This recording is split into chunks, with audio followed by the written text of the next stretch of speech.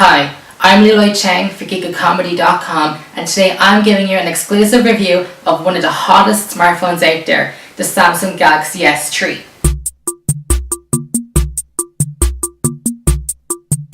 This is the white marble for the Europe or UK and Ireland version. There is no LTE, it is HSPA+, but the upside is we get a quad-core processor, while the United States, while they get LTE, they only get a dual-core processor.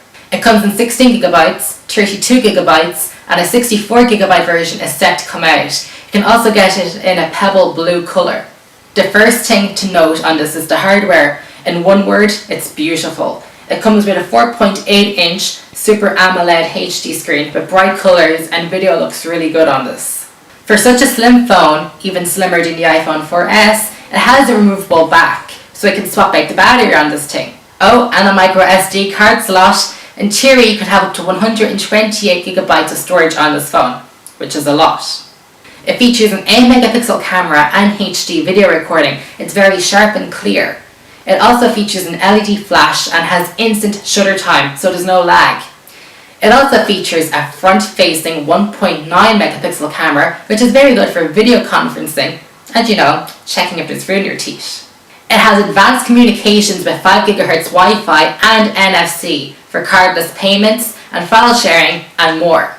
The software out there is the latest Android 4.0 ice cream sandwich and features a Samsung skin. It comes with lots of Samsung services like their App Store, Music Hub and Video Hub, etc. It features the Samsung keyboard with its predictive text and swipe feature.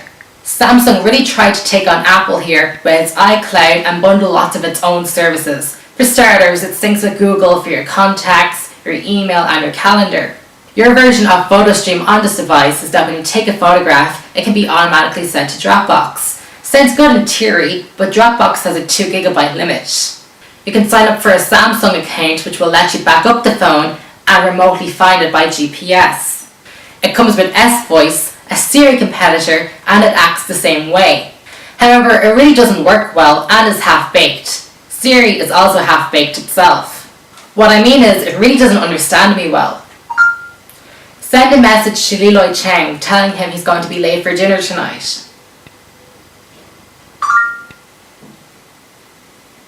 Who would you like to message? See my problem? It comes with Chat On, an iMessage competitor. However, at that stage, I wasn't actually bothered signing up for another service, but I'm trusting it's going to work well. When you first turn on the phone, there is a lot of sign-ups and logins for a lot of services, so it is a pretty long setup. That aside, the interface is nice. For a 4.8-inch screen and my small hands, typing on it's really good. There's no problems at all with typing. It syncs with Facebook and Google for your contacts, and the call quality is really crisp and clear. It features face unlocking demoed on 4.0 before, but I noticed on other Android 4.0 phones, it's really slow and gimmicky. It runs extremely fast and well, and is a useful way to unlock the phone. It's even faster than entering a PIN. Another useful feature on this phone is being able to play video in the background. The easiest way to explain it is typing a really long and boring work email, and then being able to go into your movies folder, loading up Buffy the Vampire Slayer, and watching that while typing your email. How awesome is that? It's like, looking at a laptop and watching the TV at the same time. The web browsing on this device is good with its large screen, but I don't like the fact that its navigation buttons are using the touch-sensitive buttons. For example, to go back on a web page, use the back button, and then to go forward, you have to bring up this menu and then press the forward button. Personally, go ahead and download the Chrome beta browser. Another cool feature Samsung included is that if you're typing a text message to someone and the text message turned out to be complicated, hold the phone to your ear and it will automatically call the person instead. So that's an overview of the device. But what about the review? I've been using the phone as my main phone for about the past 48 hours, and I have to say, I enjoyed it. It was a good experience and it's a great phone.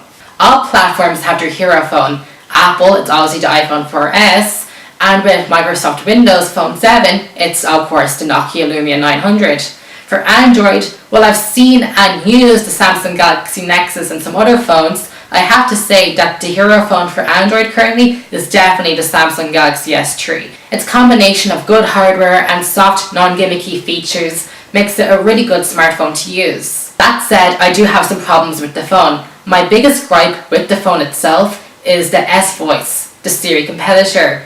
At this point in time, it is just really useless. Also, the Samsung bloatware. Currently there's like 6 Samsung store apps on this phone, and I could really just combine them all into one store app and call it like, I don't know, Samsung Play. But instead there's stuff like Game Hub, Samsung apps, Music Hub, Video Hub, other services, and more. Like there's just a ton of services that could be just put into one service. Like the Video Hub app doesn't even work here in Ireland because there's no support for movie rentals. And usually for some phones, country to country, they can enable and disable some services. Besides that, and the mediocre media management when it comes to playing video on this phone, it is a brilliant phone. I would recommend this phone to someone who used a smartphone before. If you're a newcomer to this market, you may find this phone scary, especially with all the online services they ask you to sign up for or log into when you first set up the phone.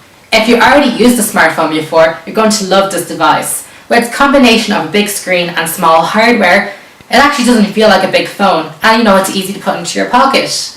Would I buy this phone? Yes. Will it be my next phone? I'm not sure. It depends on what the big A has in store for us. But if I was to go with Android, I'd buy this phone in a second. My final word on this phone, I love it. Visit geekcomedy.com for a full 3,500 word review on the smartphone. I'm Leroy Cheng for geekcomedy.com, and thanks for watching my review of the Samsung Galaxy S3.